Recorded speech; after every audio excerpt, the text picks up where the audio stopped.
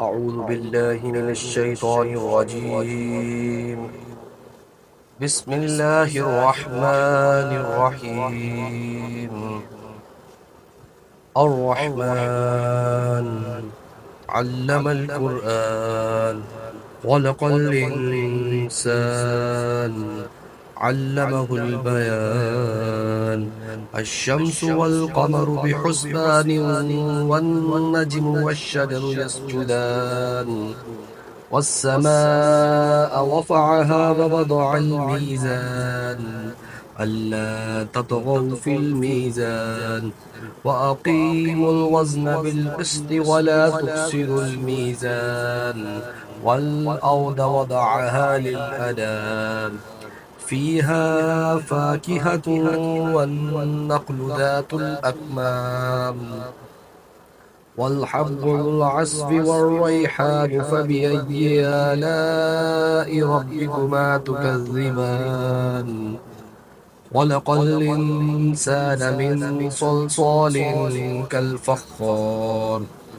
وخلق الجان من مارج من نار فبأي آلاء ربكما تكذبان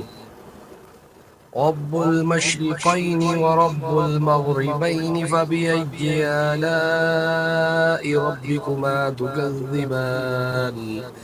مرج البحرين يلتقيان بينهما برزق لا يبغيان فبأي آلاء ربكما تكذبان يخرج منهما اللؤلؤ والمرجان فبأي آلاء ربكما تكذبان وله الجوار المنشآت في البحر كالأعلام فبأي آلاء ربكما تكذبان كل من عليها فان ويبقى وجه ربك ذو الجلال والإكرام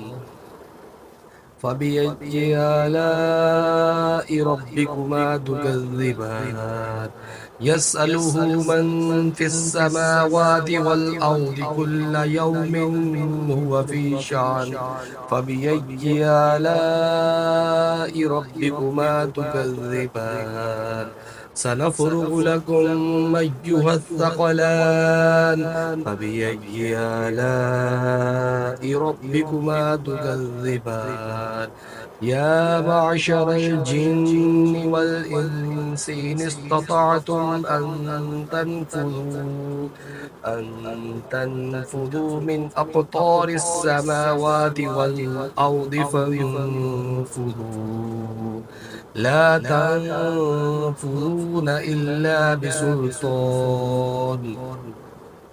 فبأي آلاء ربكما تكذبان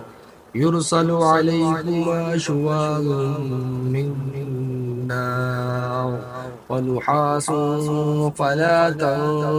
تنتصران فبأي آلاء ربكما تكذبان فإذا انشقت السماء فكانت وردة كالدهان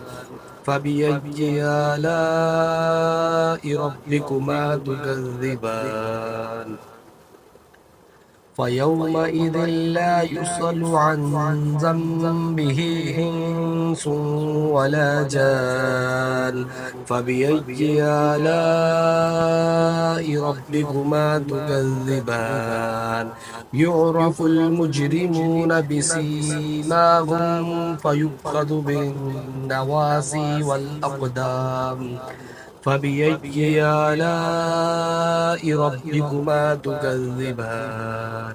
هذه جهنم التي يكذب بها المجرمون يطوفون بينها وبين حميم آن فبأي آلاء ربكما تكذبان ولمن خاف مقام ربه جنتان فبأي آلاء ربكما تكذبان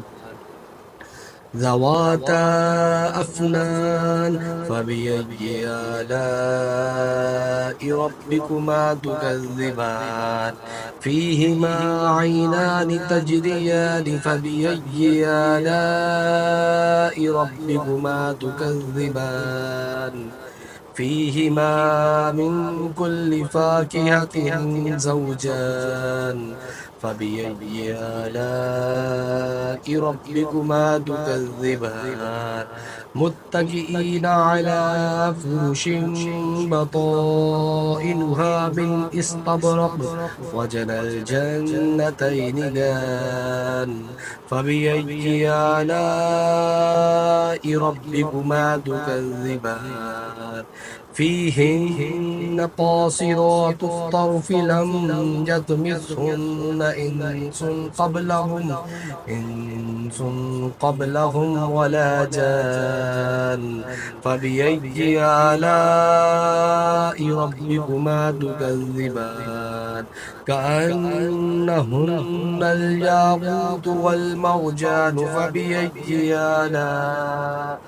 فبأي آلاء ربكما تكذبان هل جزاء الإحسان إلا الإحسان فبأي آلاء ربكما تكذبان ومن دونهما جنتان فبأي آلاء ربكما تكذبان مدهامتان فبأي آلاء ربكما تكذبان فيهما عينان نضاقتان فبأي آلاء